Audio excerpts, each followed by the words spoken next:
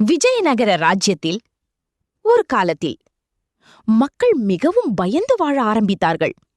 ஏனெனில் கிராமம் முழுவதும் விஷப்பாம்புகள் சுற்றித் திரிந்தன. இரவு நேரங்களில் வீட்டின் அருகிலும் கிணற்றின் அருகிலும் பயங்கரமான நாகங்கள் தோன்றின. மக்கள் அரண்மனைக்குச் சென்று கதறினார்கள். அரசர் கிருஷ்ணதேவராயர் கோபமாக கேட்டார், எப்படி இவ்வளவு பாம்புகள் திடீரென வந்தது? இது சாதாரண விஷயமில்லை. அமைச்சர்கள் பயந்து நின்றனர். ஒருவர் சொன்னார், அரசே, இது சாபமாக இருக்கலாம். மற்றொருவர், காட்டிலிருந்து வந்திருக்கலாம். ஆனால் தெனாலிராமன் மட்டும் அமைதியாக இருந்தார். அரசர் கேட்டார், தெனாலி, உனக்கு என்ன தோன்றுகிறது? தெனாலி மெதுவாக சிரித்தார்.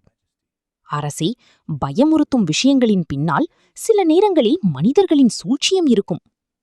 அந்த இரவு தெனாலிராமன் தனியாக கிராமத்திற்குச் சென்றார். நிலவு மங்கலாக இருந்தது. காற்று சத்தமாக வீசியது. திடீரென்று ஒரு வீட்டின் அருகில் மக்கள் அலறினர். பாம்பு, பாம்பு! ஒரு பெரிய நாகம் அங்கே இருந்தது. ஆனால் தெனாலி கவனமாக பார்த்தார். பாம்பு மக்கள் இருக்கும் இடத்திலேயே சுற்றியது. ஆனால் அருகில் இருந்த கோழிகளை தாக்கவில்லை. அது அவருக்கு சந்தேகமாக இருந்தது.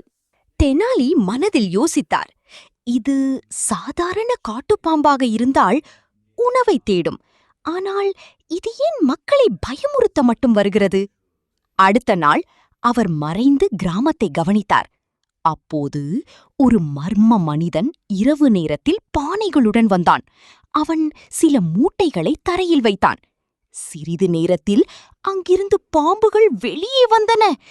தெனாலியின் கண்கள் பெரிதானது. ஆஹா, இதுதான் உண்மை!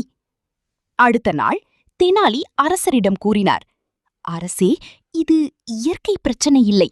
யாரோ திட்டமிட்டு பாம்புகளை விடுகிறார்கள். அரசர் அதிர்ச்சியடைந்தார். யாரது? தெனாலி சிரித்தார். இன்று இரவு உண்மை வெளிவரும். அந்த இரவு தெனாலி கிராமத்தின் நடுவில் ஒரு பெரிய பாத்திரத்தில் பாலை வைத்தார். அருகில் காவலர்களை மறைத்து வைத்தார். சில நேரத்தில் அதே மர்ம மனிதன் வந்தான். அவன் மீண்டும் மூட்டையை திறக்க முயன்றான். அப்போது தெனாலி சத்தமாக கத்தினார், இப்போ பிடித்து விட்டேன்! காவலர்கள் ஓடி வந்து அவனை பிடித்தனர். மூட்டைக்குள் பல விஷப்பாம்புகள் இருந்தன. மக்கள் பயந்து நின்றனர். அரசர் கோபமாக கேட்டார், ஏன் இப்படி செய்தாய்? அந்த மனிதன் நடுங்கியபடி சொன்னான், அரசே, நான் ஒரு பாம்பு பிடிப்பவன். மக்கள் அதிகமாக பயந்தால் எனக்கு அதிக பணம் கிடைக்கும். அதற்காகத்தான் நானே இரவில் பாம்புகளை விடுவித்தேன்.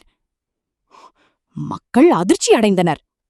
அரசர் தெனாலியை பார்த்தார். தெனாலி, உனக்கு இப்படி சந்தேகம் வந்தது? தெனாலி அமைதியாக சொன்னார், அரசே, உண்மையான ஆபத்து இயல்பாக நடக்கும். ஆனால் பொய்யான பயம் எப்போதும் யாரோ ஒருவரின் லாபத்திற்காக உருவாக்கப்படும். அந்த மனிதன் தண்டிக்கப்பட்டான். கிராம மக்கள் மீண்டும் நிம்மதியாக வாழ ஆரம்பித்தார்கள். இரவு நேரங்களில் மக்கள் பயப்படாமல் வெளியே நடந்தார்கள். அனைவரும் மீண்டும் ஒருமுறை தெனாலிராமனின் புத்திசாலித்தனத்தை பாராட்டினர். பயம் வந்தாலும் உண்மையை ஆராய்ந்தால் மட்டுமே அறிவு வெல்லும்.